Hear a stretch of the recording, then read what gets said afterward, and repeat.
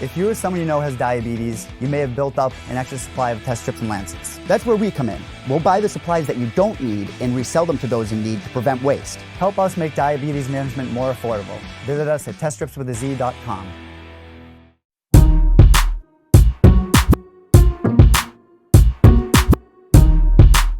All right, we have Maurice Greene joining us following his third consecutive finish inside the Octagon at UFC Minneapolis a couple of weeks back. He defeated Junior Albini. Maurice, how are you, man? Man, I'm doing awesome. I can't complain, man. I can't complain. I'm 3-0 in the UFC. That's a good start. So rumor has it, after the big win, you decided to take some time for yourself. You took a bit of a vacation. How was it, and what did you end up doing on your time off? Well, the week after the fight, my birthday is July 5th, so you know, we usually don't do much, but you know, after winning, you got to do something. So we went up to the lake, and we spent some days on the lake, and I ended up getting a new tattoo after my for my birthday. Nice. And man, just that's it. Nothing crazy. Just you know, just a little relaxation station.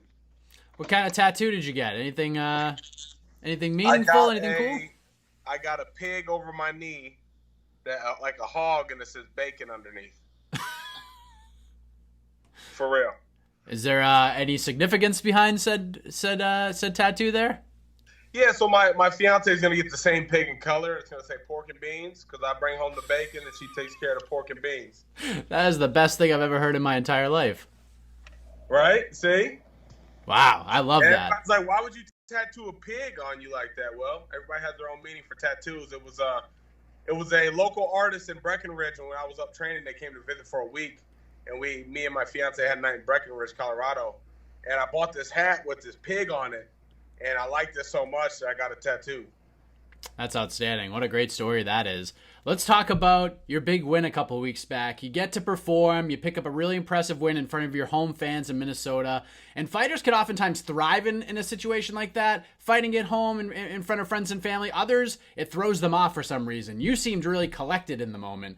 How was that fight week being in Minneapolis compared to other fight weeks you've had in the UFC? I've been on both sides of that. You know, I fought Jeff Hughes at home, and I had all the momentum in my favor, and I just kind of came out flat. So even this time, it was even more important for me not to come out flat. Fight week itself was not like any other fight week, and I was saying it all week. You know, I was super calm. I didn't have a lot of nerves like I usually do. And, you know, somebody told me once those nerves go, you know, sometimes you got to watch out because that's when you get knocked out. And, you know, Coach Marc kept telling me, he's like, nah, Maurice, that's what it feels like to be prepared. You're ready. You trained seven weeks. He sent me a text. He goes, you're going to surprise yourself Saturday night. And as I go back and I continue to watch, I I've probably seen it 24 times. It's still unbelievable that I'm looking at myself in there because I've seen myself fight so many times. And it's always like a one punch and then we reset. No, you know, when I got hit, I was back with it. You know, I was back with the shits. I was finding my range after he hit me with big shots, trying to stay away from the brawling, kind of using my range a little bit how I'm supposed to. It's going to progress over time. You know, I'm with, like I said a million times, I'm with the best camp in the world, Factory X. You got off, yeah. Huh? It was a great performance, man. I mean, you got off to such a good start. You landed that big shot early. You cracked him. And he kind of fought through it for a short time, and then the end was really upon us as you dropped him several times. You were able to finish the fight.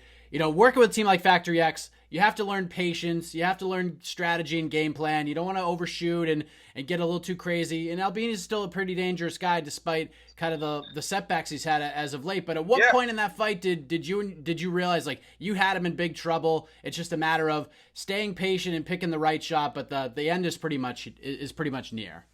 When the ref stopped the fight, that's when I knew I had him. You know, don't count your chickens before they hatch. You know what I mean? And there was no point in that fight that I ever thought, oh, I'm good. I'm going to finish it. Because it only takes one in this division, people. You know, it only takes one. So once the ref pulled me off, I knew it was mine. You know, even he's a Brazilian Jiu-Jitsu brown belt. What if he shelled up real quick so he could turn and create some space? And I don't know. You know, you don't know. You just take it for what it is. So until the ref pulls me off, I don't count my chickens before they hatch. How sweet was that when considering you did it where you did it with the team you've done it with? Was it the best win of your career to this point in terms of what you've remembered throughout your career? Like, where would you rank that one? Number one. That's probably the best I've ever looked, performed.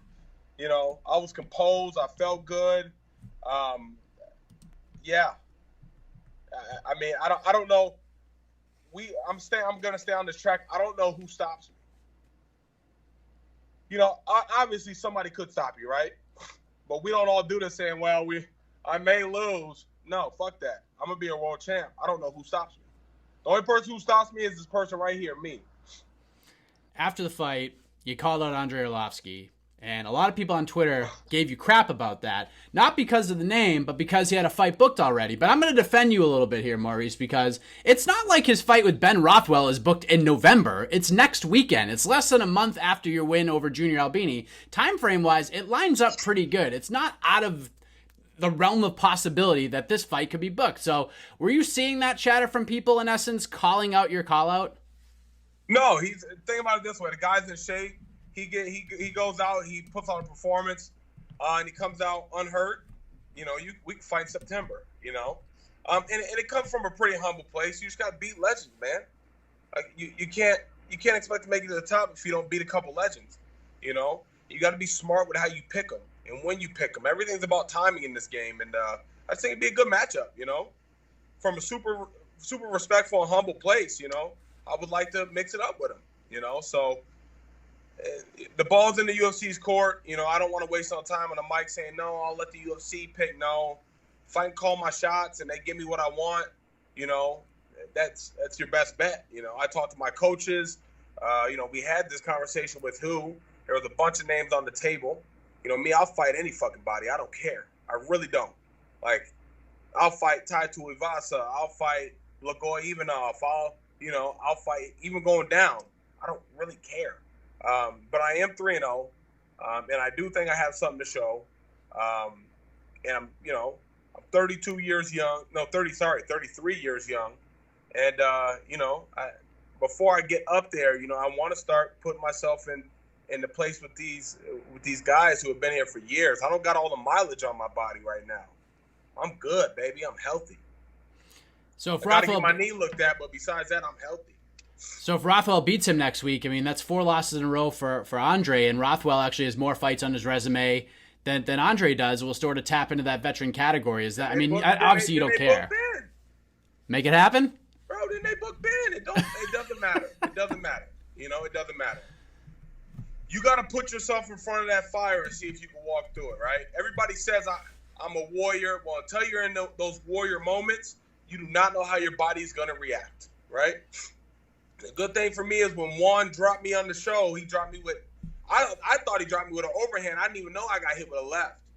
I was able to react and compose and get myself back to my feet. Because of my inexperience in wrestling, I made a couple mistakes which lost me the fight. And his ground game is very, very good. But what I'm saying is I didn't crumble up and let him pound me out, TKO me. No, I was fighting. So I would like to think if I get put in those compromising moments, I'm fighting through those, you know. But that's all part of the game. This is all part of you evolving as a fighter, you know. I would agree with that. And so in a perfect world, whether it's Arlovski or Rothwell or Ivanov or whoever it is that they may put in front of you, when would you like to get back in there? Have you looked at the calendar timetable wise when you'd like to return, or does that even matter at this point? November, October. To possibly get one like on New Year's Eve. If I could fight 4 times this year, it'd be great. I like that. Staying active, making that name for yourself here in 2019. I like it. Man, the Crochet Boss is coming full go. You know, my fiance just redid all my yarn stuff, and it's looking beautiful. It's what your grandma's would look like, but it's for the Crochet Boss. And I got some more yarn coming in. I got some, you know, I'm working on my website. You know, you have to get it while it's here. You know, these windows don't last long, and you could be here today, gone tomorrow. That's how this industry works. So you have to kind of take advantage of all these moments, all these good moments. And, you know, if I want to do this as a full-time job, you know, we got to fight. You know, we got to continue to build this following for the Crochet Boss. Do you feel the momentum behind you right now? I mean, obviously in the cage, you've finished 3 fights in a row, but in terms of like fanfare and everything, and how people are responding to you. Because I mean, I could see it from afar, like being on social media. More people are talking about you. Fans are excited to see you compete. They're talking about you a lot. Plus your love for crocheting, like you just mentioned, that's kind of tapping into a different kind of a fan base, which I'm noticing is working for you as well. Are you feeling this all come together for you at this point? Yeah, slowly. You know, I don't sit down and dwell on it because I don't feel like I'm there yet. I don't feel like I'm successful yet. I got some to-do things to check off my to-do list. So I try not to like sit here and think about it. I try to just think about me being, you know, I'm a regular ass dude that used to go to the same gym every day. I'm still that regular ass dude. I just do something not unusual, you know. Usual dude that does something unusual.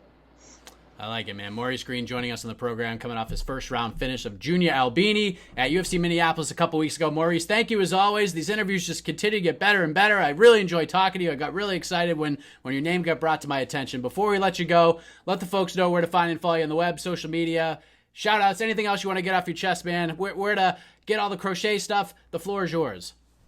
Hey, shout out to Mike Heck for having me on, man. He's always great. But you know, you can follow me, man.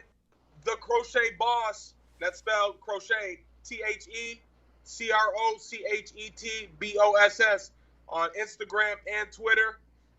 Just stay tuned on Instagram. You'll see my website pop up. We'll have a lot of good things on there for you. I appreciate the following. I love you guys. Thank you for the people who love me and the people who hate me and hate on me. You still got my name in your mouth, so I appreciate you too.